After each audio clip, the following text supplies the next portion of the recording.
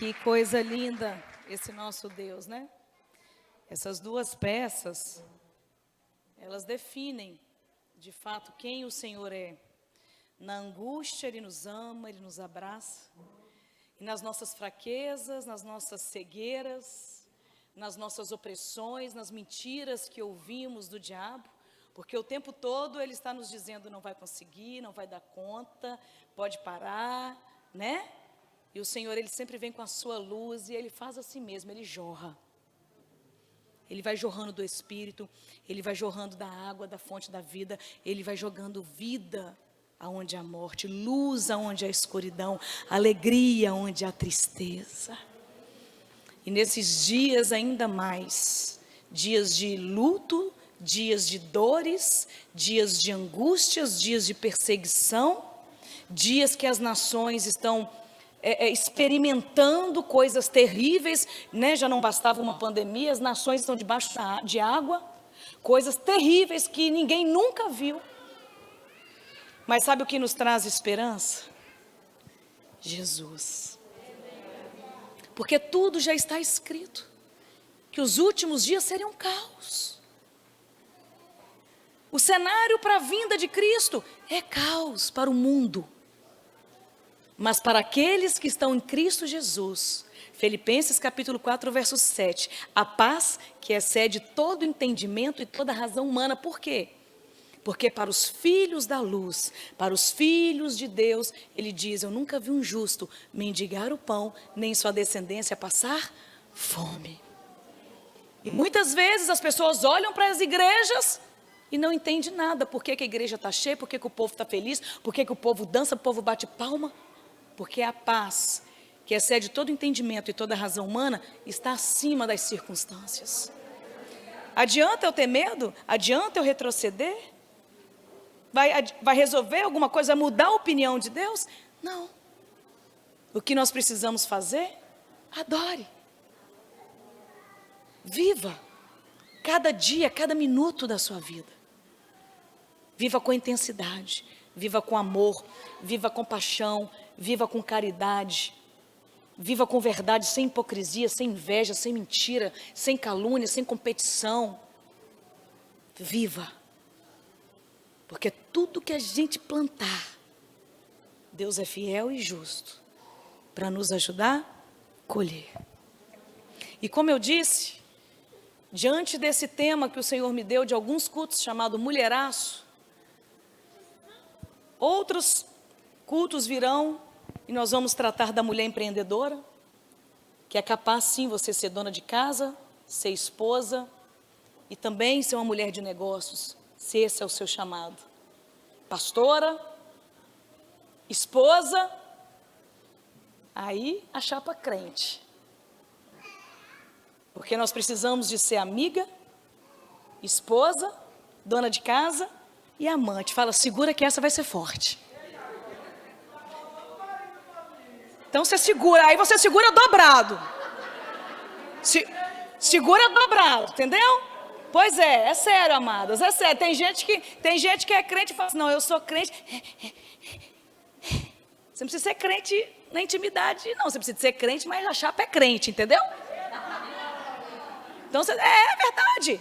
Para as casadinhas, tá? E os homens aí tampam os ouvidos.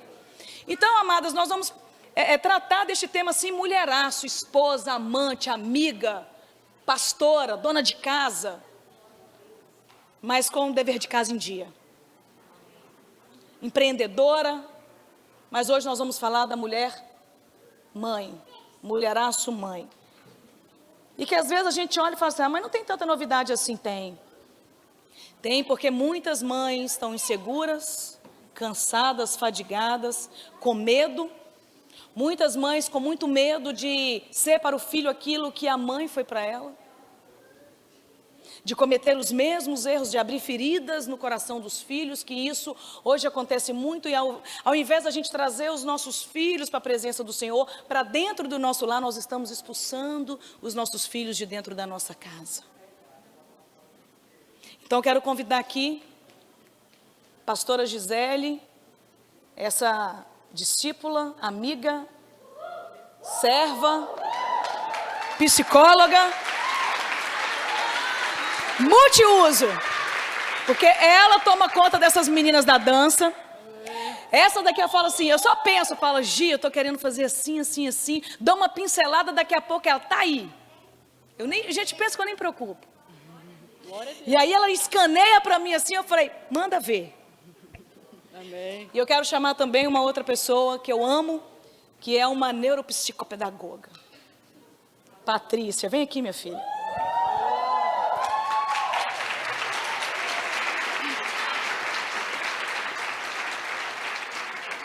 Você pode tomar os assentos de vocês, por favor.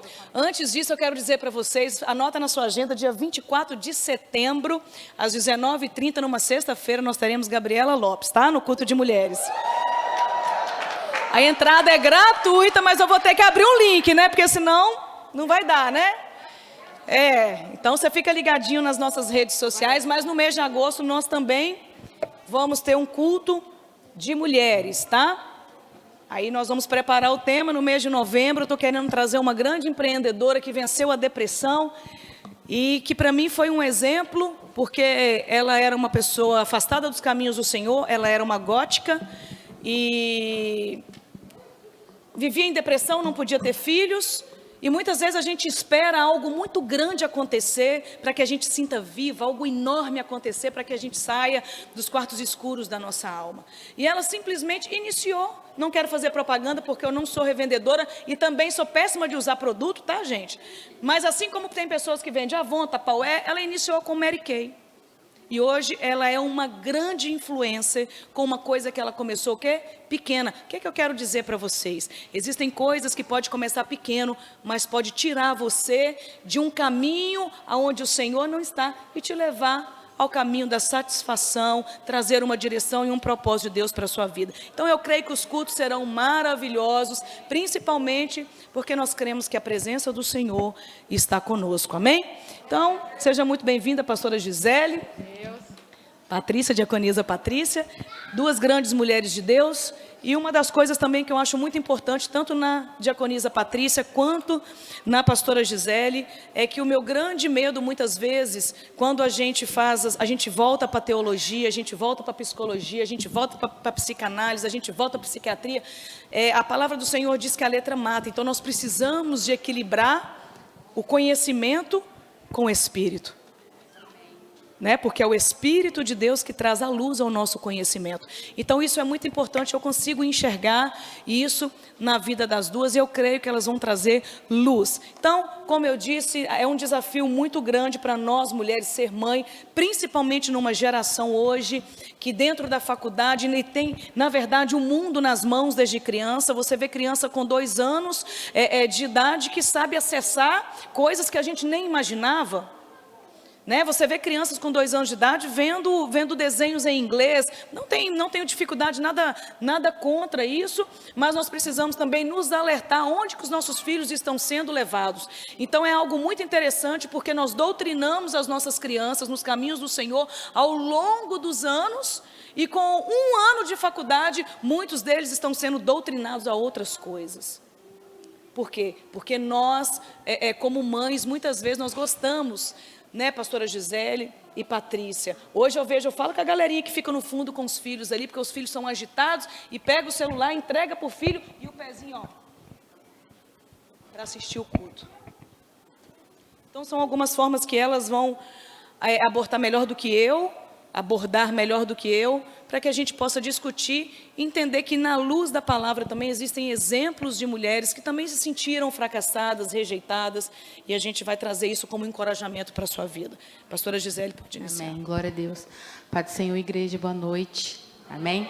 É uma alegria, uma honra estarmos aqui nessa noite, compartilhamos da palavra, e trazendo à luz do Senhor entendimento para algumas questões da nossa vida, que é muito importante, amém?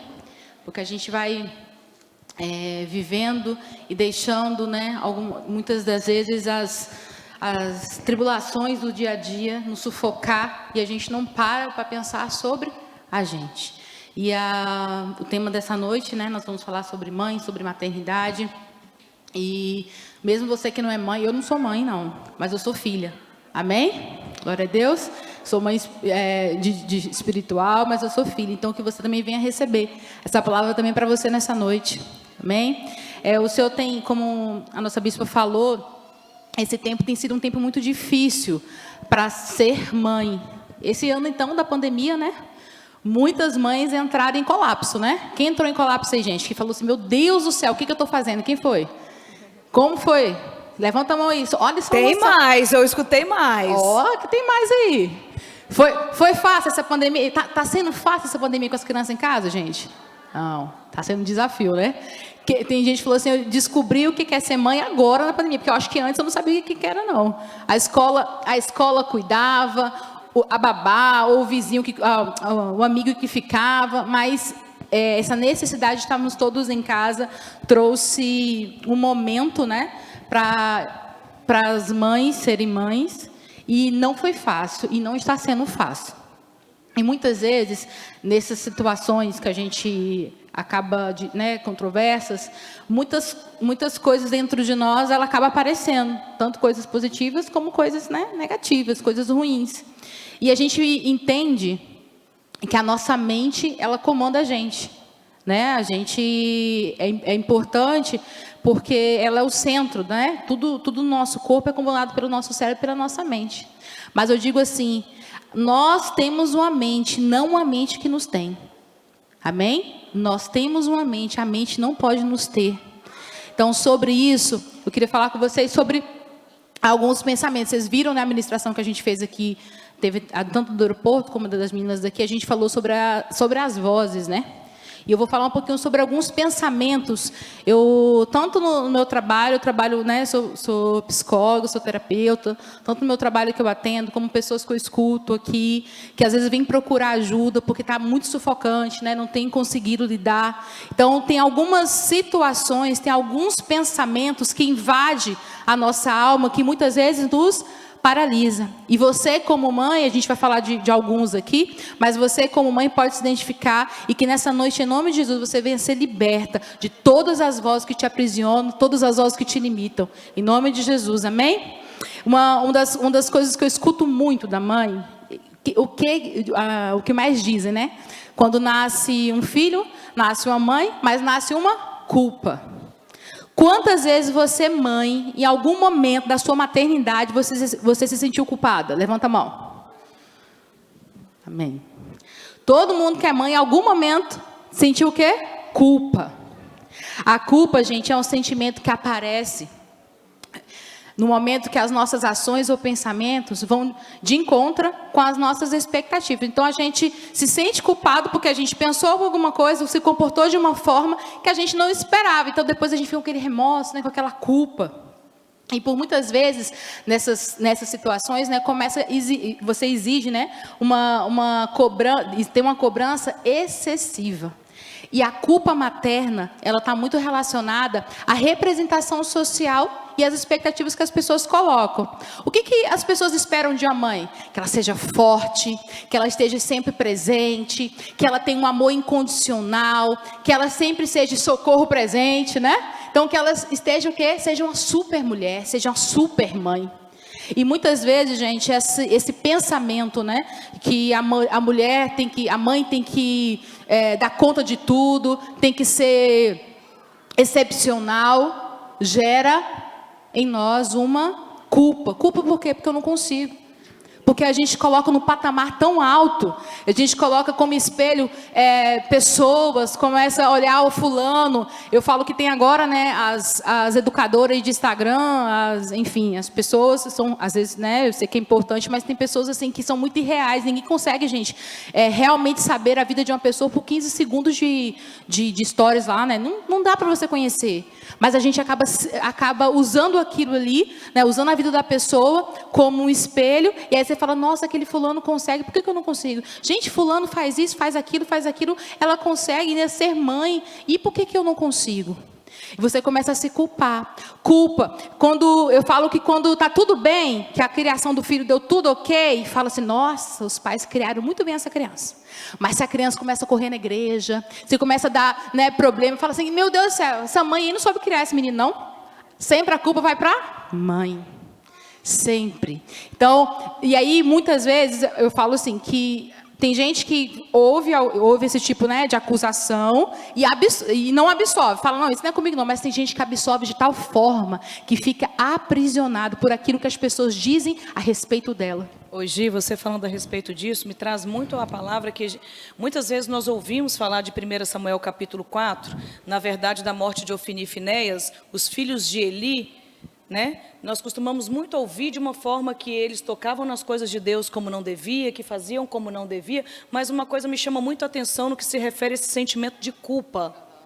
Quando que me chama a atenção? Nós sempre olhamos para Eli no contexto negativo, mas a verdade é que os nossos filhos, ele alcançam uma certa idade, a gente imprime-se em princípios, mas nem todos conseguem trilhar aquilo dali que você desenhou para a vida deles, né? E Eli, diz a Bíblia que os filhos de Eli, eles que tomavam conta do templo, mas eles eram tão acostumados com as coisas de Deus, que passou a ser coisas comuns para ele.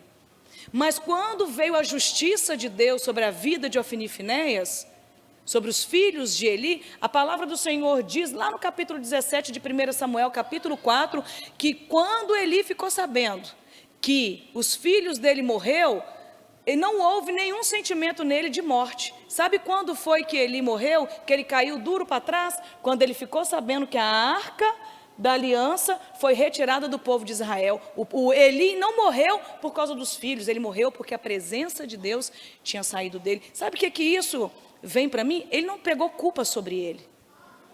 Porque se ele tivesse extraído a culpa do desvio dos filhos, ele teria morrido na morte dos filhos.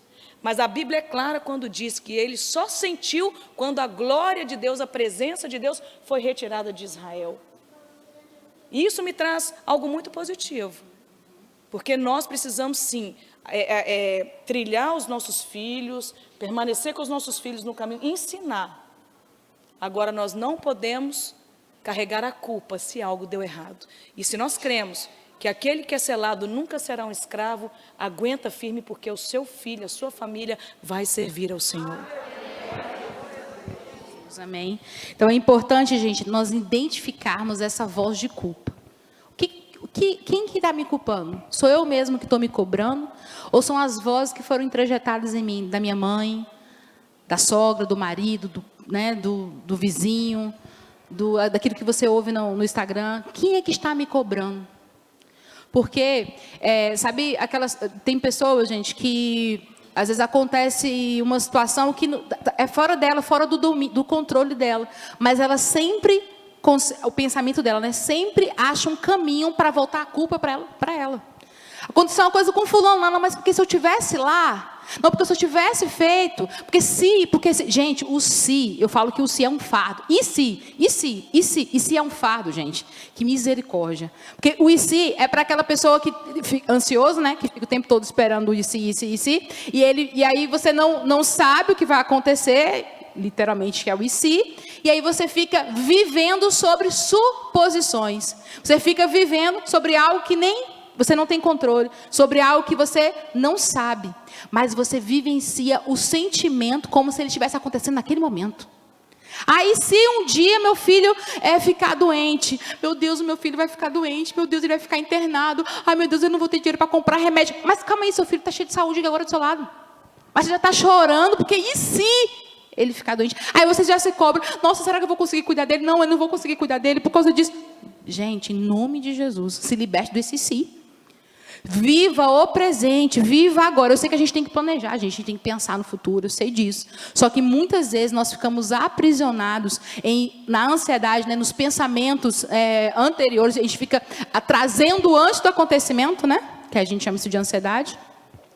Pensamentos ansiosos, e aí a gente acaba não vivendo o presente. A bispa sempre prega sobre isso, né? Que a gente fica sofrendo pelo passado, sofrendo pelo futuro e não vive o presente. Então, em nome de Jesus, que você, esse sentimento, essa voz que muitas vezes pode estar na sua cabeça aí, ó, seu filho não está dando certo porque a culpa é sua, porque você não educa direito. Seu filho não vai dar em nada porque você não tem tempo para ele. Em nome de Jesus, que você venha trazer clareza, luz sobre sua mente, e que você venha identificar quem é que está te cobrando, quem é que está te culpando. e saia desse ciclo de sofrimento. Amém? Então, a culpa é uma das coisas que a mãe, né, sofre. É interessante que quando a gente absorve um tema de verdade que é de Deus. Hoje eu estava passando o dedinho no Instagram, aí veio uma frase dizendo assim: existe mãe perfeita sim, mas o filho dela ainda não nasceu. Então, não adianta a gente olhar para nós e falar que eu sou uma mãe perfeita. É claro que não. Ninguém é perfeito em nada que faz, gente. Porque se fosse, seria muito sem graça. Eu costumo dizer o seguinte: a nossa linha de equilíbrio, ela tem o negativo e o positivo. Se tiver só positivo, vai pender para um lado. Se tiver só negativo, vai pender para o outro. Então, nós precisamos de ter um pouquinho do negativo e um pouquinho do positivo. E é isso que dá o tempero no nosso relacionamento. Amém. Glória a Deus. Uma das coisas que eu tenho escutado, né? Eu escutei muito esses últimos meses, né? Com essa questão da pandemia, a questão do medo. Isso não foge dentro da maternidade, né? Quantos medos você pode ter sentido, está sentindo agora, em relação aos seus filhos, em relação a filhos que virão, né? Que você ainda vai ter. Então, assim, eu queria falar um pouquinho sobre isso. Agora, quantas pessoas aqui falam assim, Gisele, eu já senti medo em relação aos meus filhos? Levanta a mão. Amém. Quantas vezes você se viu paralisada diante do medo e não conseguiu agir? O medo, ele nos faz agir de duas formas, né? Ou a gente vai em frente, né, na ação de se defender, ou a gente fica paralisado, né? Não consegue se mover, não consegue pensar sobre. E eu queria falar para vocês, né, falar porque vocês já conhecem, mas só para trazer, existe o medo de não dar conta, medo de não ser suficiente para o filho, medo de não amar, ou medo de amar demais, medo de falhar, preocupação com a vida e a saúde da criança, medo de perdê-la. Quantas mães ficam com medo o tempo inteiro? Se vai acontecer alguma coisa com a criança, que eu vou perder o meu filho, né? Eu não vou ter, não pode ir no parquinho, não pode sair com fulano, porque sempre eu acho que vai acontecer alguma coisa de pior. Sempre eu tenho um pensamento que a gente chama de pensamento de catástrofe, né? Sempre eu acho que o pior vai acontecer. Eu sempre fico ligada nas coisas negativas. Se eu falo para você algo, você já pensa assim, você não vai se ligar, né? Não vai me contar aquilo que é de bom. Mas não, vamos ali para a praia? Não, olha o mar. Não, porque tem areia, porque tem isso. Não, mas você não pensa, nossa, é um legal para ele poder correr um pouco, para poder se divertir. Não, já estou pensando o que vai acontecer de ruim. Então, esse medo é um dos medos que paralisa. Medo de ser uma mãe ruim. Quantas pessoas aqui já ficaram preocupadas de ser uma mãe ruim? Levanta a mão. Então, glória a Deus, eu não estou falando coisa que não existe, né? Glória a Deus, todo mundo aqui é normal que sentiu em algum momento, né? Medo de não ser uma boa mãe. Tanto aos olhos da criança, né? A preocupação de no final, depois de ter criado o filho falar, nossa, você não foi uma boa mãe, não.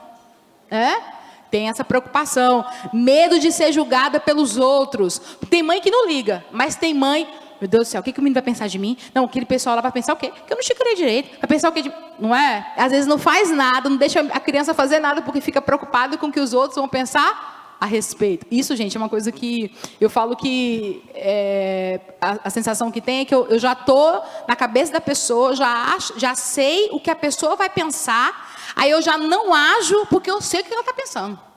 E aí eu fico ali. Não, porque se alguém olhou assim para o meu filho, não, está olhando torto, porque ela acha que eu não criei ele direito, porque eu não ensino em casa, e já penso várias coisas. Quantas vezes eu já vi, gente, pessoas saírem de um lugar, mas por que você foi embora, fulano? Não, porque fulano estava orando para o meu filho, deve ser que estava achando que ele estava incomodando, e às vezes não é.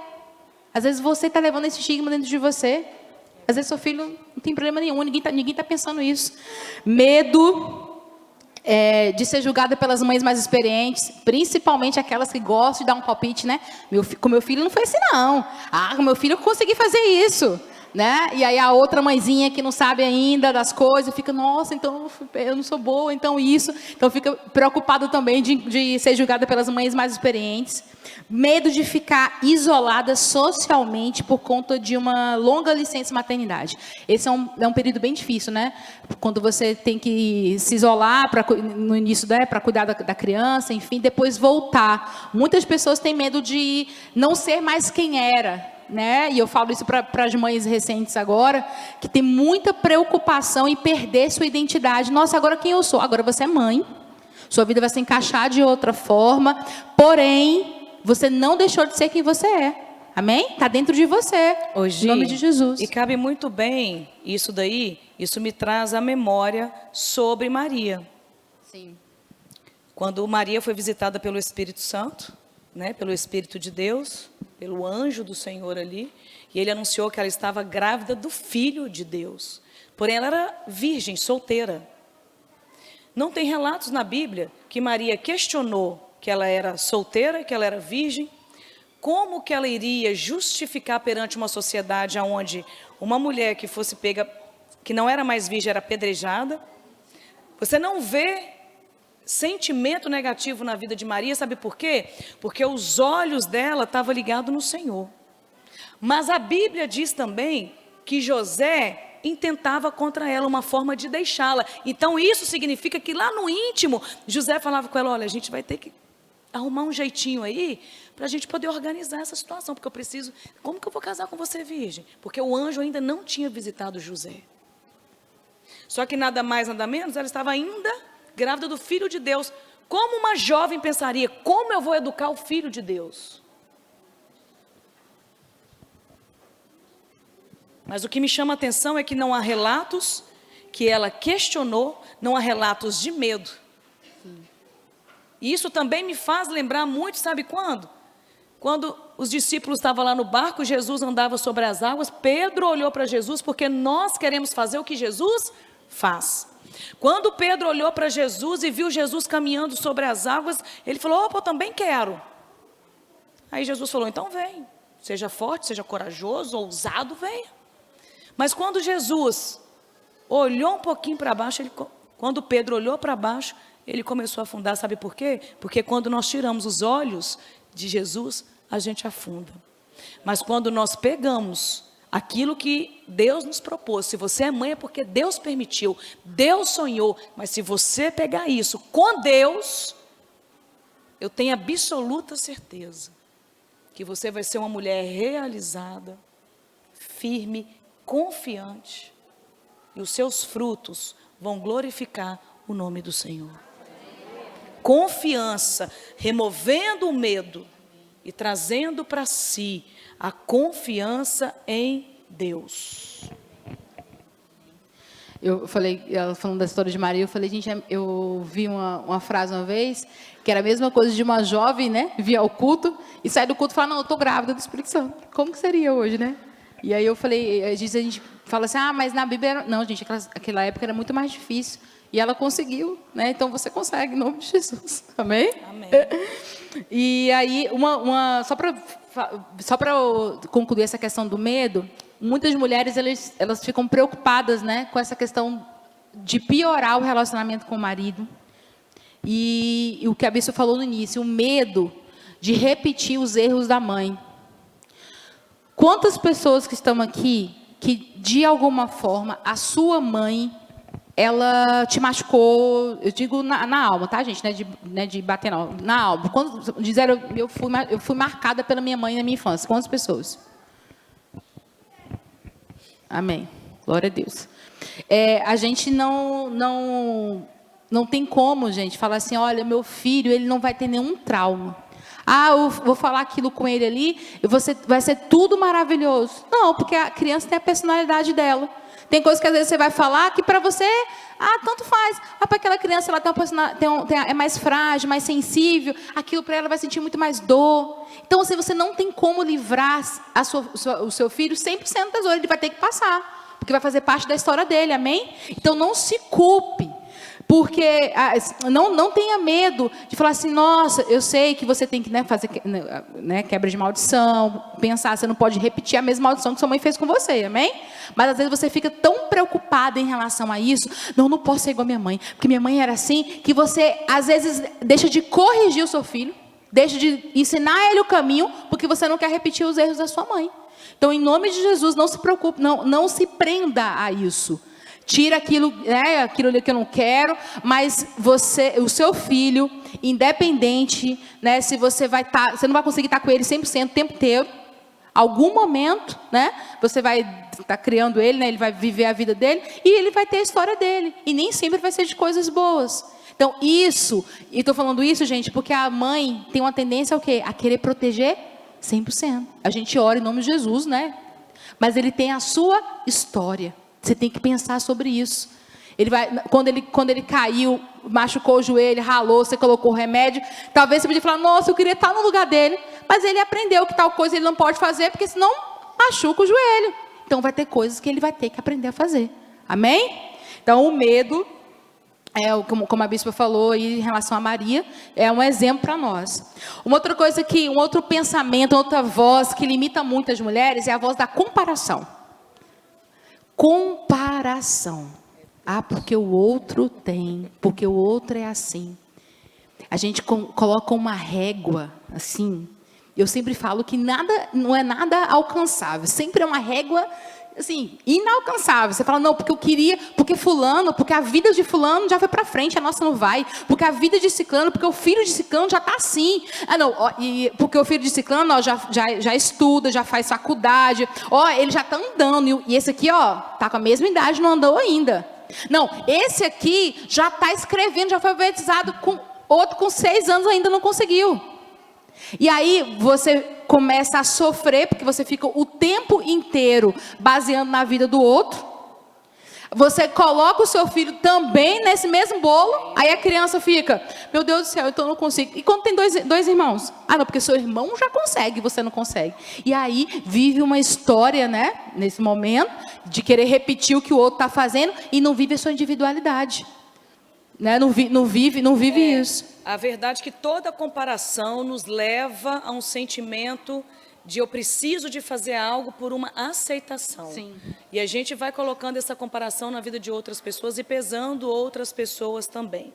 Né? Um exemplo bíblico com relação a isso é Sara e Agar. Deus havia prometido a Sara que ela, mesmo velha, Deus daria um filho para ela, mas ela não acreditou e foi buscar onde? Na serva.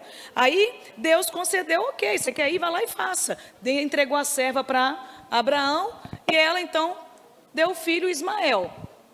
E lá na frente, Deus cumpriu a promessa e deu o filho do marido dela para ela. E diante de toda essa comparação, porque a serva tinha e ela não tinha, nasceu o menino. Aí agora ela pega H e joga H fora de casa.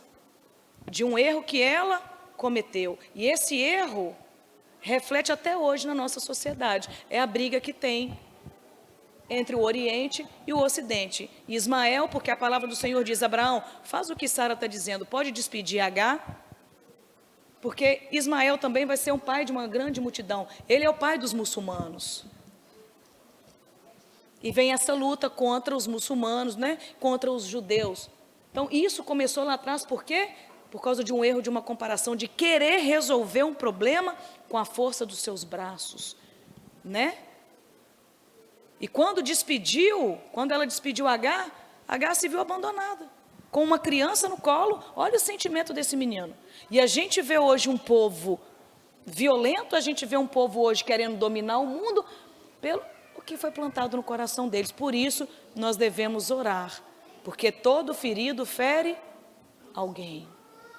Então, todo sentimento de comparação nos leva a tomar uma decisão, a fazer coisas para sermos aceitos, reconhecidos. E aí nós abortamos o processo e a vontade de Deus, que é sempre boa, perfeita e agradável na nossa vida, porque hoje ela tem a profissão dela, eu tenho a minha. Ainda que eu admiro ela, Deus tem o que é meu. Eu não posso viver o papel dela, porque fora do centro da vontade de Deus não tem alegria. Sim, isso causa um sentimento de inferioridade, né? Você se sente inferior. Se você ficar comparando o tempo todo, você vai ficar insatisfeito sempre com seus resultados. Nunca você vai estar satisfeito, porque você sempre está comparando com o outro, né? E aí você se sente menor que aquilo, se sente incapaz, né? Se sente inútil e você não consegue almejar, não consegue conquistar aquilo que Deus tem para a sua vida. E aí, ao invés de a gente focar no que a gente já conseguiu, a gente fica focando no que não conseguiu ainda. Não leve em consideração que, para você estar aqui hoje, você tem uma história. Lembre de tudo que você passou e conquistou e foi mérito seu. Amém? É mérito seu. Eu falo sempre que, às vezes, aquela história, né, de olhar para a grama do vizinho, cuidado, porque a grama pode ser artificial. E a gente está achando que está tudo maravilha. Cuidado. Porque às vezes você está se comparando com situações, gente, já tá falido já. Você nem sabe. E aí você está levando sua vida, né, de comparação. E mãe fala para mim que em algum momento você já se comparou como mãe com outra mãe. Quem já? Olha, poucas pessoas se compararam. Nossa, glória a Deus, o povo tudo sarado aqui, você viu? Glória! Ninguém aqui é afetado de comparação, não, meu Deus! Mas isso que a gente está falando aqui, isso às vezes você fala assim, né, como eu falei, às vezes você não é mãe, mas isso na vida da gente.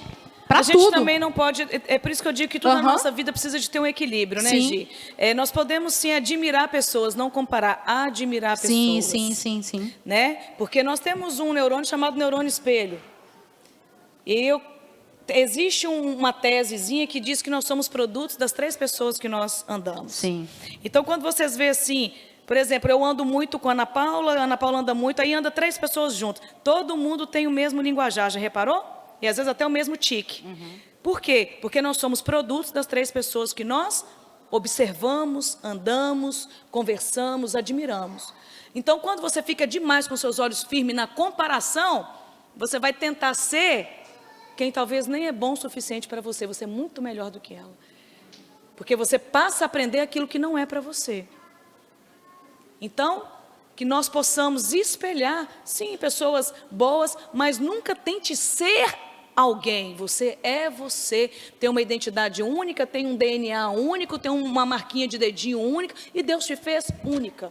E Ele te ama do jeitinho que você é. Mas dá para melhorar, não dá? Eu quero melhorar. Amém. Dá para melhorar. Aleluia. E para a gente lidar com isso, gente, a gente precisa passar por um processo de aceitação. Primeiro, aceitar quem você é. Aceitar não é acomodar, tá? Estou falando aceitar no sentido de dizer, eu sou vulnerável, eu preciso de ajuda, como a bispa falou, eu preciso melhorar. Amém? Eu preciso aceitar que minha situação é essa, que eu posso, né, querer outras coisas, mas eu preciso me aceitar que eu preciso pedir ajuda, né? Que eu posso receber ajuda, que tem muita gente que também não gosta de receber ajuda. Não, eu posso tudo, não, eu consigo. Não, tá tudo bem. Não consegue se abrir, né, para receber ajuda, e muitas vezes a gente não consegue acessar. Quantas pessoas, né, a gente vê às vezes com dificuldade, às vezes quer, né, precisa, mas ela se fecha, ela não consegue se abrir para receber ajuda. Nós somos, né, um para o outro suporte, amém? Então, nós estamos aqui para ajudar uns aos outros. Então, que você venha se abrir, né, para receber ajuda. E como ela falou, não existe maternidade perfeita. Não tem. Não tem mãe perfeita. Tem mãe se ajustando. Tem mãe aí, junto com o filho, crescendo, se formando enquanto mãe. Mas não tem a mãe perfeita. E isso é importante para quê? Para que você diminua a cobrança sobre você mesma. Para que diminua o seu sofrimento. A gente está falando aqui, gente, sobre sofrimento psíquico mesmo. Você pode falar, mas eu não passo por isso. Eu não tenho. Mas às vezes você tem outras vozes que te limitam. Nós só estamos citando 3 aqui, né? Medo, comparação. E aí você fala assim, eu não tenho isso, mas você tem outras. E em nome de Jesus, que você venha identificar e venha falar, essa voz não pode me limitar. Amém. Essa voz não me incomoda. A única voz que me incomoda é a voz do Senhor Jesus. Amém? Glória a Deus. Amém? Amém. Aleluia. Um assunto muito importante que eu pedi que a Patrícia viesse, a diaconisa Patrícia viesse compartilhar conosco, é exatamente sobre essa questão que nós não encontramos mais um outro meio, gente, de fazer os nossos filhos brincar, distrair, para que nós possamos ter o sossego de estar pilotando um fogão, lavando uma roupa, sem entregar um aparelho eletrônico para ele. Então, Patrícia, ela é muito bem conceituada nisso daí, tá? Uma grande profissional, e eu acabei de fazer uma pós em neurociência comportamental, falei, me ajuda aqui, minha filha.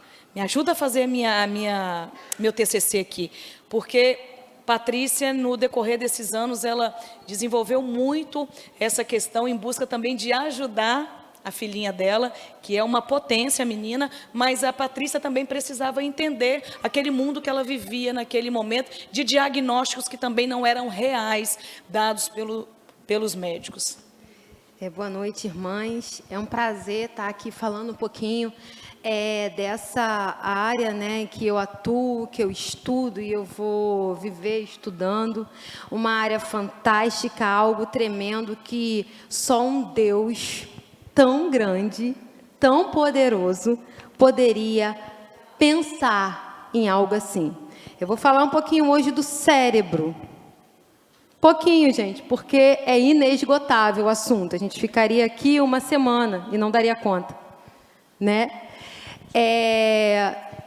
E o cérebro de mãe, né? Eu sou mãe de 2 maravilhosos, de 2 presentes do Senhor, de 2 perfeitos que Deus tirou lá do céu e mandou para mim. O Ronaldo, de 20 anos, e vocês estão proibidos de adivinhar a minha idade. E a Esther, de 8 anos, completou 8 anos, semana retrasada.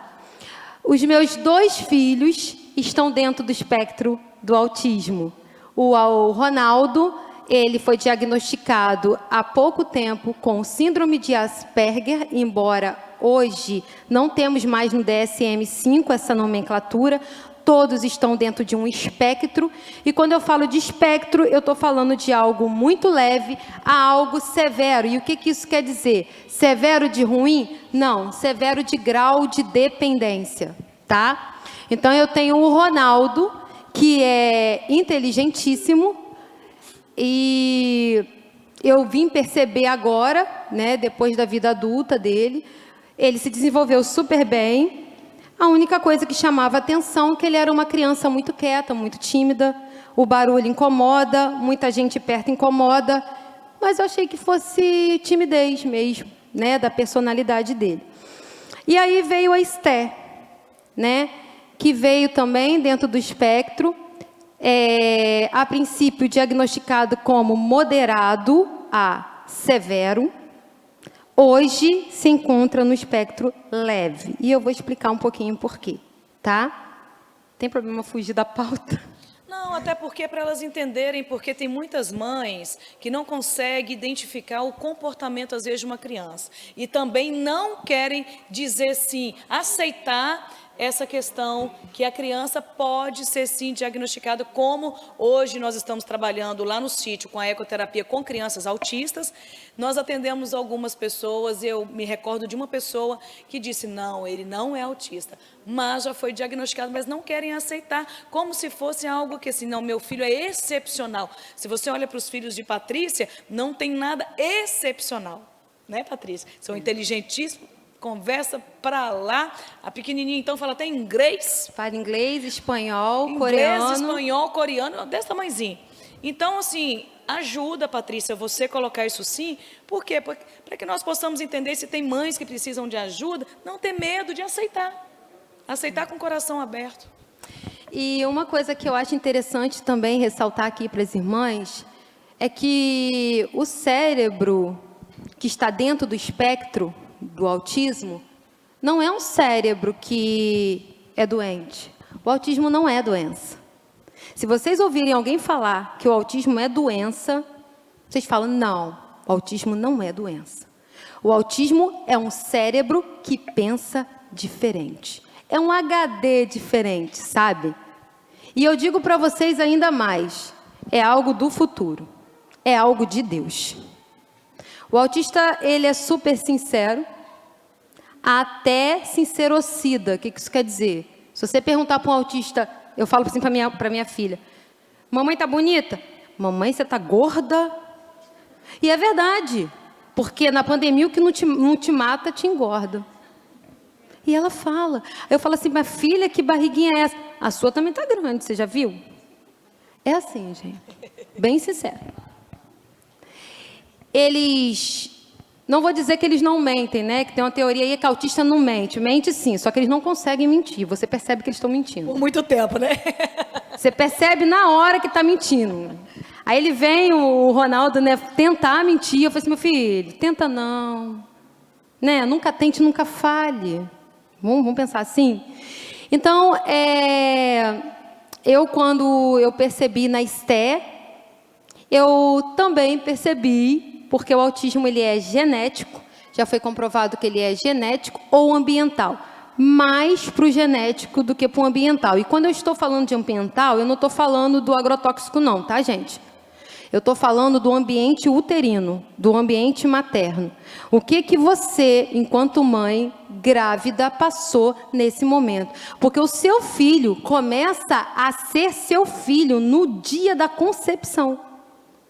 O cérebro ele começa a se formar nos primeiros dias de concepção. E a primeira coisa que se forma é o cérebro, tá?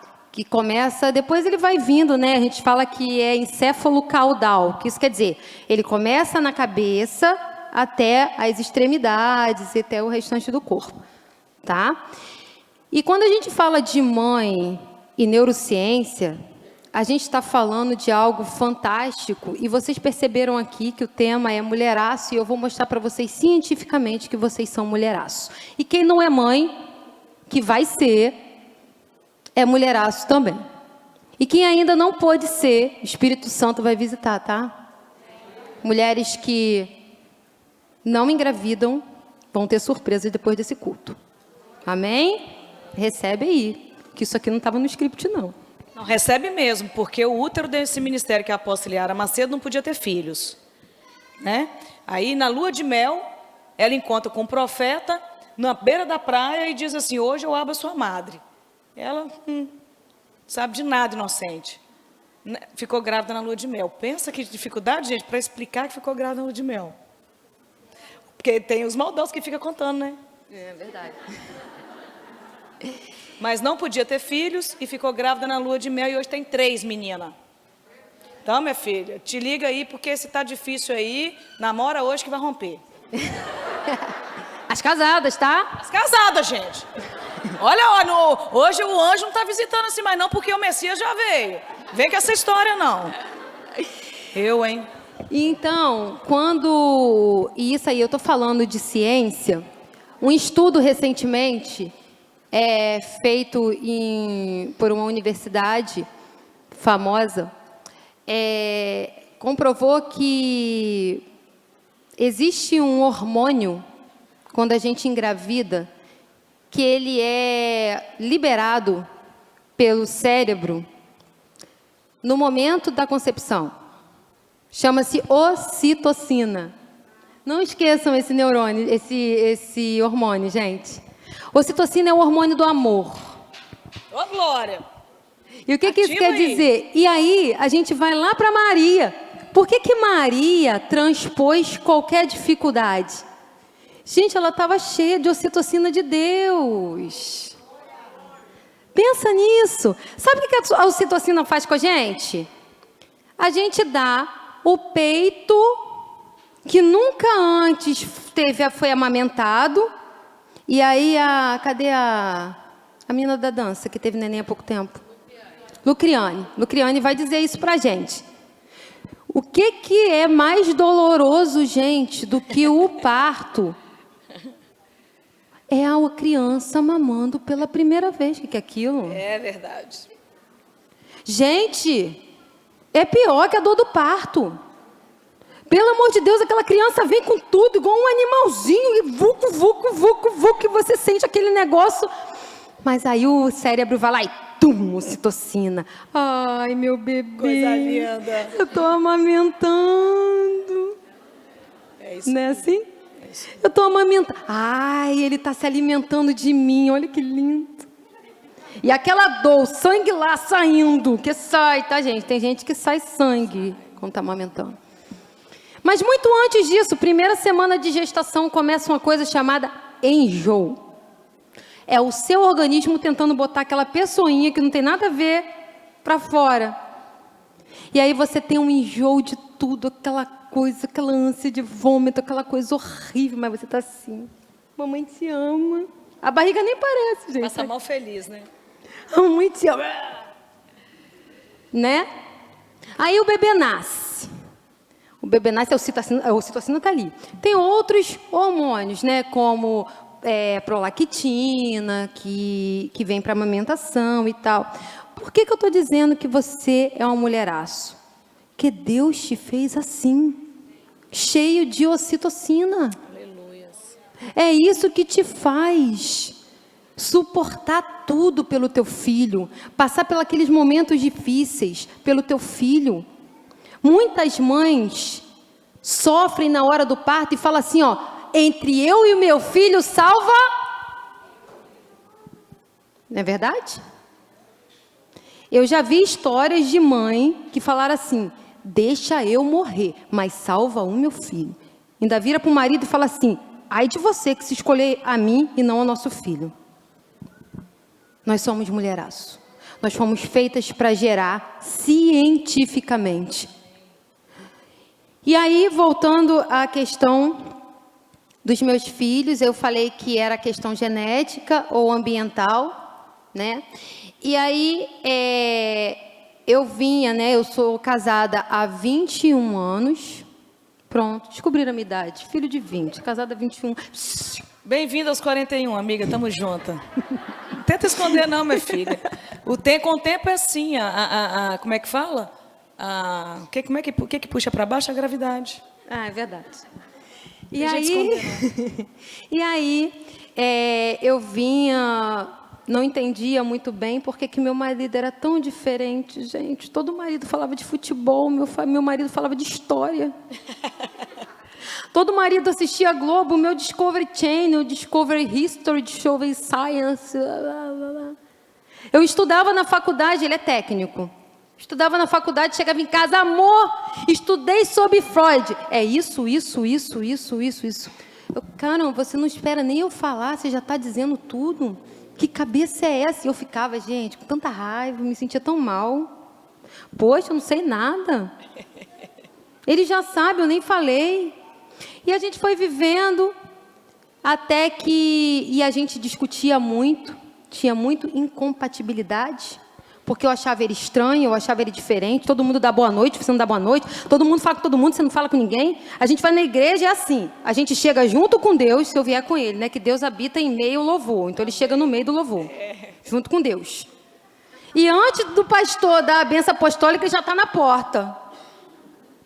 E eu não, eu gosto de falar com todo mundo. Eu gosto de abraçar todo mundo. Gente, mas é gente boa toda a vida, vocês têm que ver. Muito engraçado. Gente inteligentíssimo. Coisa assim, surreal. E aí eu descobri, analisando a minha filha, fazendo todos aqueles exames, né, que a gente faz no início, quando a gente começa a perceber o diferente do nosso filho, que o meu marido também está dentro do espectro. Eu sou a única neurotípica da casa. Tem hora que eu me pergunto assim, será que eu que sou a neurotípica? Porque... E, gente, isso é lindo. Eu comecei a perceber que o meu marido me amava incondicionalmente, gente. Eu não estou fazendo propaganda, não. Mas o autista ama, mas ama muito. Vocês não têm noção. Eu estava esperando ela falar. Calma que a parte boa não chegou ainda. Estava esperando ela falar.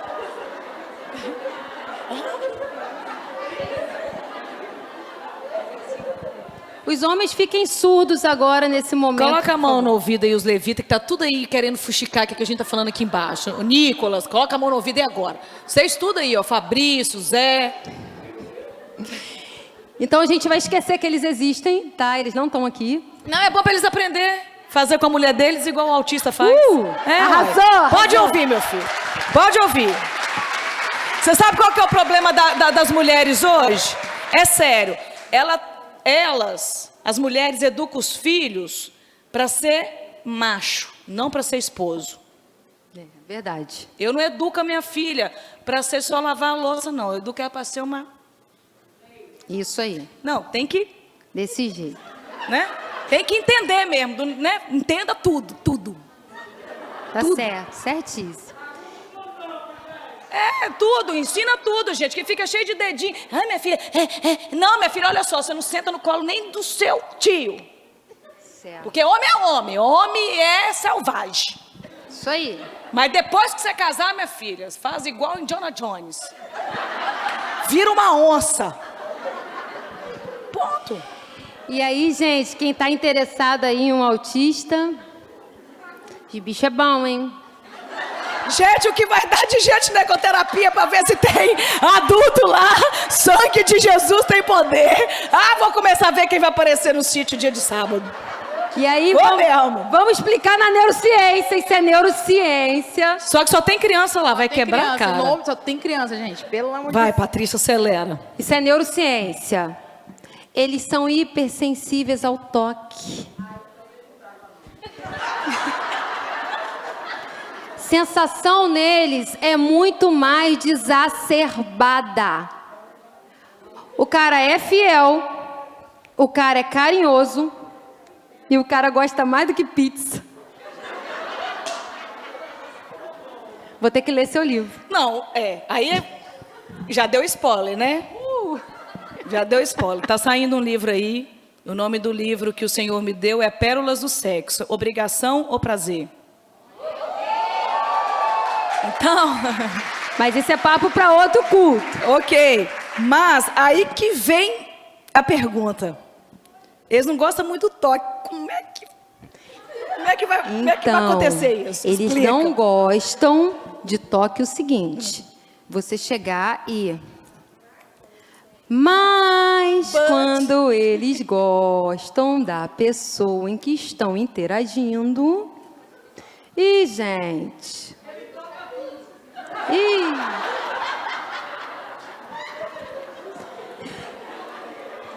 E é isso, entendeu? Mas voltando ao assunto... Gente, vai ter um tanto de mulher nos consultórios agora, procurando quem tá lá para descobrir se é autista. Alguém se identificou aí? Meu marido é carinhoso, não gosta muito de papo, não gosta de futebol. E, ó, eu atendo aqui na Psicozen. Falando sério agora, gente. Não, eu atendo mesmo. Mas voltando aqui ao nosso papo.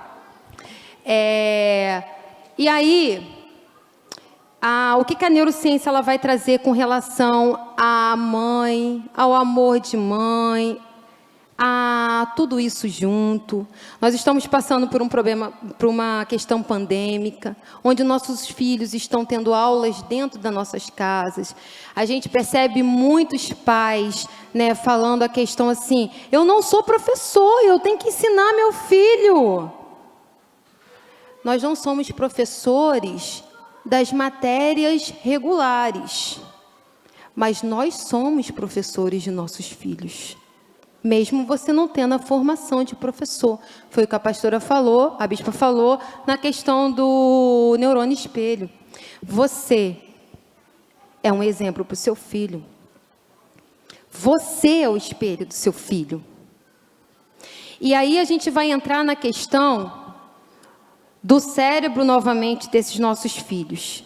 Os nossos filhos, eles nascem com todo o potencial de aprendizado.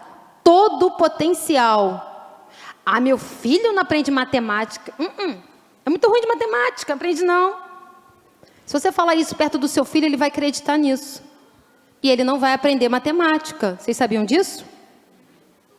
É claro que a gente sabe que o cérebro humano, ele é único. O meu cérebro não é igual ao de vocês. O de vocês é igual ao meu. Nós aprendemos de formas diferentes, tá? Tem um exame agora, você consegue fazer por uma bagatela de 18 mil reais. Mas tem gente que já fez e trouxe informação pra gente. Que se você fizer, chama-se tomografia funcional. O que isso quer dizer? Você faz o exame no momento em que áreas do seu cérebro é ativada e a gente sabe exatamente qual é a área que o seu cérebro em específico aprende mais. Mas o cérebro, ele é totalmente aprendível. Então, eu não quero que nunca ninguém aqui diga que sim, eu não consigo aprender. Todos nós aprendemos tudo aquilo que nos motivamos. E essa é uma outra chave. Motivação. Quem não tem motivação não aprende. E motivação é uma porta com maçaneta para o lado de dentro. O professor pode fazer o que for.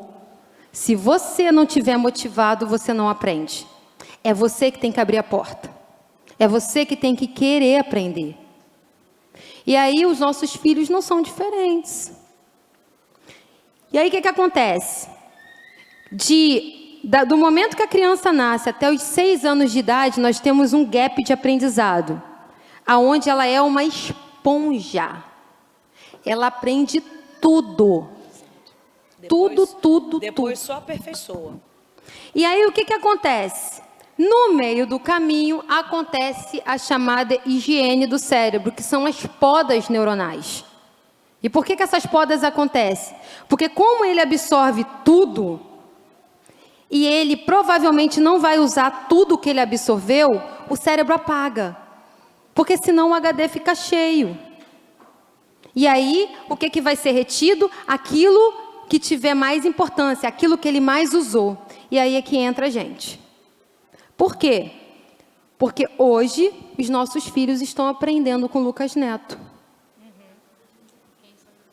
Ok? Nada contra, tá, gente? O Lucas Neto. Só que eu acho que ele não ensina coisa que a minha filha precisa aprender. Ok? É uma escolha minha. E aí, ela tá lá, absorvendo tudo. E aí a gente leva em consideração o cérebro autista, que tem a memória muito mais preservada. E aí tá lá, absorvendo. E aí acontece o seguinte: o cérebro imaturo da criança, ele não tem estrutura para decidir o que ele vai aprender. Porque o que tem de mais propenso no cérebro de uma criança? O hipotálamo, o hipocampo, e eu vou explicar um pouquinho cada coisa, bem rapidinho. A gente só precisa saber, você encerra com quanto tempo, só para as mulheres descansar no Senhor, porque já são 10 horas. Já vou fechar já. Vou só vai falar isso e vou fechar. Então tá jóia. Ela vai fechar, tá? E depois a gente vai ter um momentozinho de comunhão ali, eu vou explicar direitinho como é que vai ser. E o hipotálamo, vamos lá. Gente, o assunto é muito vasto mesmo. De repente, a gente poderia depois abrir uma palestra, porque aí vocês vão vir só ouvir a respeito disso, fora do campo culto, mas uma palestra que é muito interessante, e a gente pode combinar com a Patrícia. O que acontece? Esse hipotálamo, ele é responsável pelo sentimento de fuga ou de luta. Ele é irracional. Por quê? Porque a parte do cérebro que é responsável pela tomada de decisão, pela análise do que aprender, do que fazer, é o lóbulo frontal. E esse lóbulo, ele não está desenvolvido na criança. O lóbulo frontal só se desenvolve a partir dos 18 anos de idade aos 24. Isso quer dizer que a criança com 18 anos, ela não pode tomar decisão. Quem tem que tomar decisão pelos nossos filhos somos nós. Então, somos nós que temos que emprestar o nosso lóbulo frontal para os nossos filhos. Seja ele criança, seja ele adolescente, seja ele adulto antes dos 24 anos. Tá?